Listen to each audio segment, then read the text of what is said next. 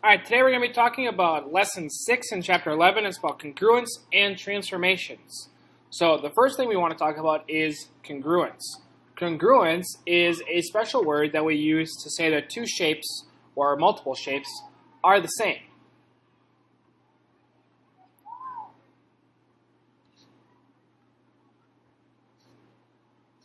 Now, what I mean by that is two things. They are exactly the same size and exactly the same shape. That's what I mean by that. So, example 1. Let's look at this. It says to determine if the two figures are congruent by using transformations. So again, by using transformations. The three transformations that we know so far are translation, reflection, and rotation. The reason why these can be used is because each one of these transformations, it doesn't change the size or the shape. Those transformations, all they do is they move the shape around, they mirror the shape or flip the shape, or they simply turn or spin the shape. They don't change any of the size. So if we look at example 1, it says determine if the two figures are congruent by using transformations and explain your reasoning. When we say explain your reasoning, we want to use one of these three transformations, or a combination of the two. So, to get A mapped onto B, first thing we'd want to do is we'd want to do a rotation. So if we look at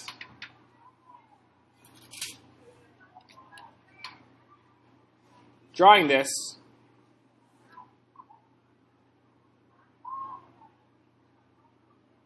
that's shape A. So if I rotate that, now A excuse me, and B line up right on top of each other. Now, depending on where you rotate it about, if you rotate it about this point, it would be here. If you rotate it about this point, it would be here. So not exactly right on top of B. So first thing we want to do is a rotation.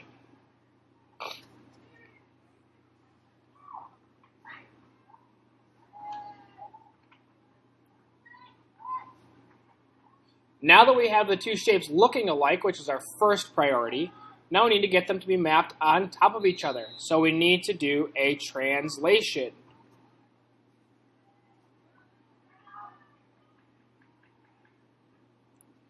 And because now they are exactly the same size and exactly the same location, we would say that yes, they're congruent because a rotation followed by a translation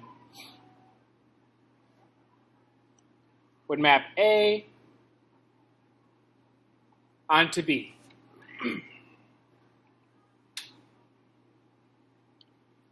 Next question, example 2. Same exact thing. Determine if the two figures are congruent by using transformations. Explain your reasoning. So, let's draw the shape.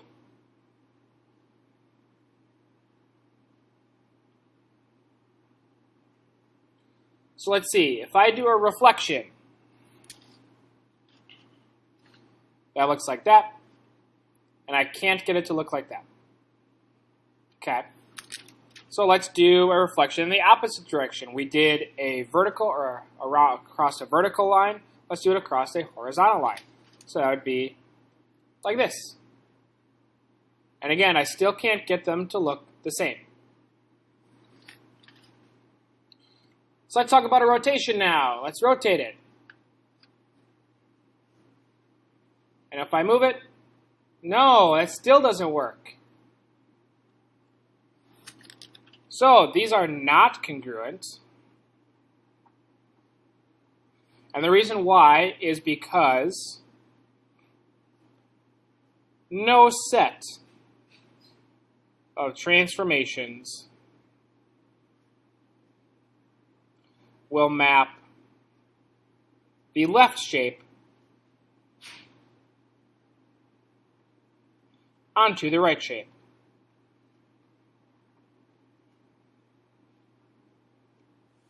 Unfortunately, it just does not work out. And it's pretty clear to see, too, they're not even the same shape. If they were, this part here would have to be in the middle. But because it says using transformations, we want to make sure that we use transformations in our explanation. All right, on the back side now, this is going to be very important to be able to identify what kind of transformations we're using. So a translation. Some words could be move, slide, shift. Those can be words that we would see used in order to explain a translation. And when we look at translations, this doesn't change size or orientation. And that's important to understand. So a translation would look something like this.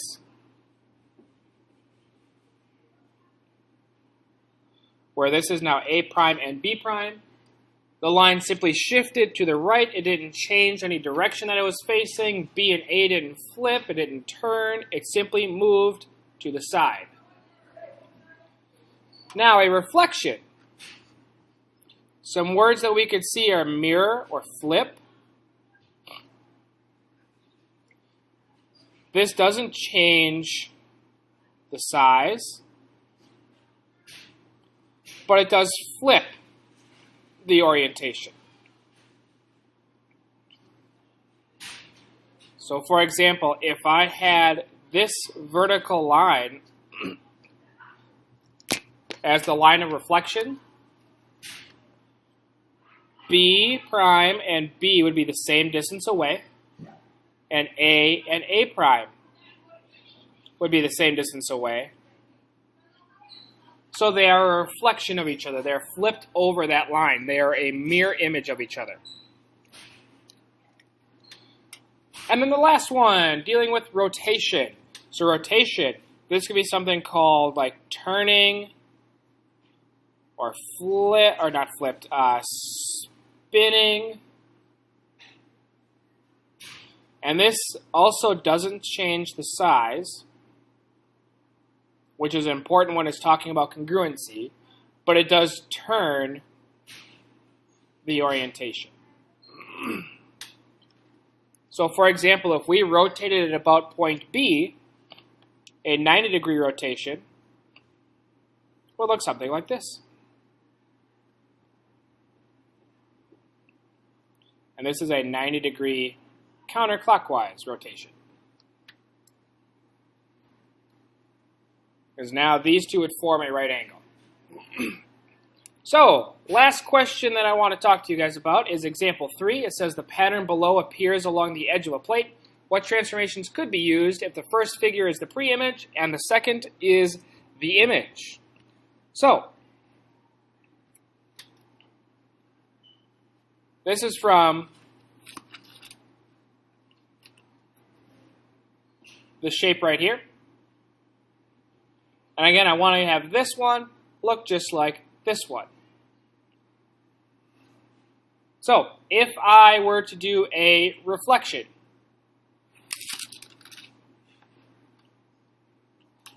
it'll look like this. And then if I do a rotation, they would not line up.